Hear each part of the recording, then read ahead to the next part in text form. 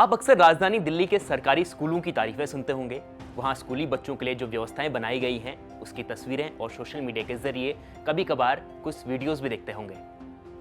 लेकिन क्या आपने उत्तराखंड के मॉडल स्कूल यानी आदर्श प्राथमिक विद्यालय के बारे में सुना है, उन्हें देखा है? अगर नहीं तो आज मैं आपको एक ऐसे प्राथमिक स्कूल से रूबरू कराने जा रहा हूँ जहाँ एडमिशन के लिए लाइनें लगती हैं, जहाँ अभिभावक अपने बच्चों को दाखिला दिलाने के लिए घंटों इंतजार करते हैं या यूँ कहें कि कई दिनों तक इंतजार करते हैं, जहाँ के बच्चे सैनिक स्कूल घोड़ाखाल, जवाहर नवोदय और राजीव नवोदय जैसे स्कूलों के लिए सबसे ज़्यादा चयनित होते हैं। मैं बात कर रहा हूँ बागेश्वर के कपकोट के मॉडर्न स्कूल की। नमस्कार, मेरा नाम है नरेश कोश्यारी और आप देख रहे हैं उत्तराखंड तक। आज मैं सफलता के शिखर की ओर कदम बढ़ाते एक सरकारी स्कूल की बात कर रहा हूँ और इन स्कूलों को मॉडल स्कूल के नाम से जाना जाता है। ये मॉडल स्कूल क्या है, क्यों ये स्कूल बाकी सरकारी स्कूलों से अलग हैं, ये मैं आपको बताने जा रहा हूँ। 15 जनवरी 2016 को राज्य की पूर्ववर्ती हरीश रावत सरकार ने हर ब्लॉक में 2 प्राइमरी और एक जूनियर हाई स्कूल और इंटर कॉलेज को मॉडल स्कूल के रूप में विकसित करने का आदेश दिया था। आदेश था कि 1ली से 5वीं तक हर एक कक्षा का अलग कमरा हो, 5 शिक्षक और एक हेडमास्टर की नियुक्ति की जाए। साथ ही जूनियर हाई स्कूल में 4 शिक्षक और एक हेडमास्टर की नियुक्ति, हाई स्कूल और इंटर में छात्र संख्या के अनुसार शिक्षकों की विषयवार नियुक्ति किए जाने के आदेश दिए गए थे।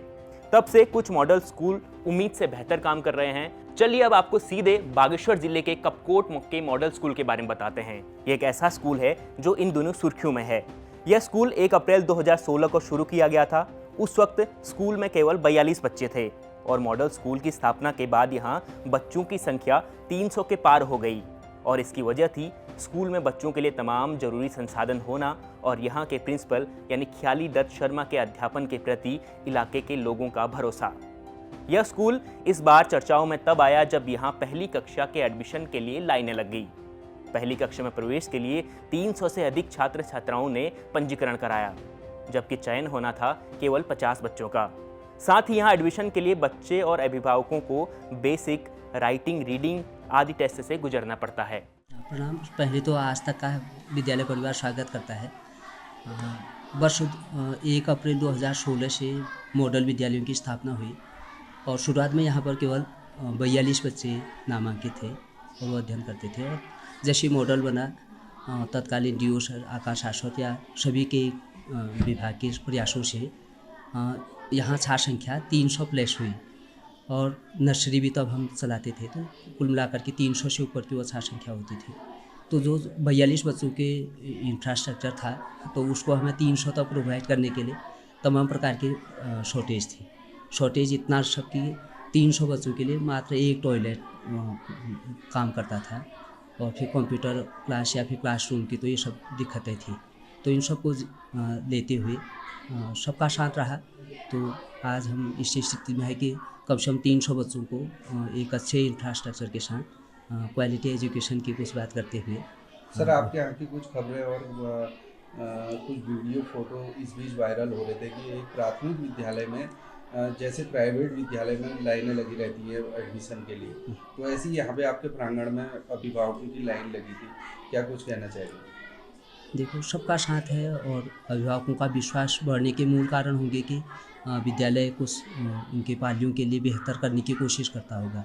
इसके कुछ रिजल्ट्स इस प्रकार हैं कि सैनिक स्कूल घोड़ाखाल जो एक प्रेस्टीज विद्यालय है, या फिर हिमज्योति विद्यालय है, जवाहर नवोदय विद्यालय है, या फिर अन्य जो कंपटीशन के द्वारा बच्चों का चयन लेते हैं, तो बागेश्वर जनपद में सबसे अधिक की संख्या, या फिर कभी मैथ्स विजर्ड या फिर इंग्लिश स्पेलिंग जीनियस या फिर जीके कंपटीशन, ये सब अगर हमारा विभाग भी अगर स्टेट लेवल पर करता है तो वो सब में भी राज्य स्तर पर प्रथम रहता है। तो इसका कहीं ना कहीं बिंब सोसाइटी में रहता होगा और समाज ने उस चीज़ को देखा, तो इसलिए वो संख्या बढ़ती थे।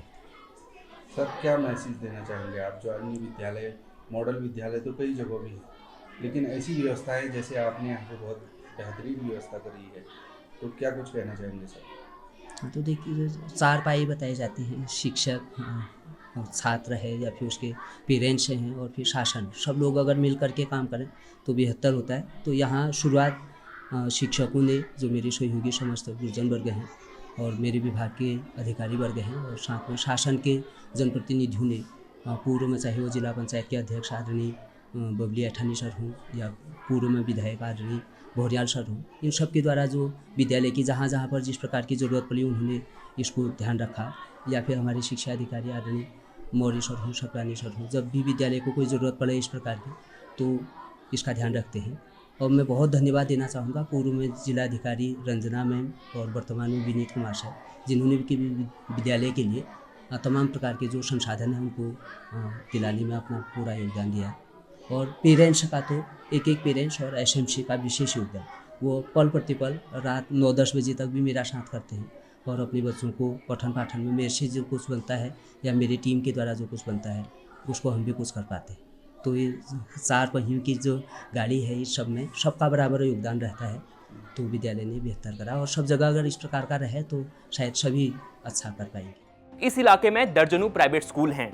इसके बावजूद इस सरकारी स्कूल में दाखिले के लिए बच्चों के अभिभावक सुबह से शाम तक चटक धूप में लाइनें लगाकर खड़े नजर आए थे। उन्हें तो यह भी मालूम नहीं था कि उनके बच्चों का एडमिशन होगा या नहीं। बस एक उम्मीद और चाहत थी कि अपने बच्चों को एक बेहतर शिक्षा देना। यह एक ऐसा सरकारी स्कूल है जहां बच्चों के बैठने के लिए अच्छी व्यवस्था है। बच्चे के शारीरिक और मानसिक विकास के लिए कई कंपटीशन आयोजित यहाँ किए जाते हैं। वहीं हम उत्तराखंड के दूसरे सरकारी स्कूलों की बात करें तो वहाँ अभिभावक अपने बच्चों को नहीं भेजना चाहते हैं। लिहाजा ऐसे में कई स्कूल बंद भी होने के कगार पर हैं और कुछ स्कूल ऐसे हैं जो बंद भी हो चुके हैं। लेकिन बागेश्वर जिले के कपकोट प्राथमिक विद्यालय पूरे उत्तराखंड के लिए एक मिसाल बनकर उभर कर सामने आया है। उत्तराखंड के स्कूलों पर आपको क्या कहना है, हमें कमेंट कर जरूर बताएं। साथ ही उत्तराखंड तक को सब्सक्राइब जरूर कर लें। शुक्रिया।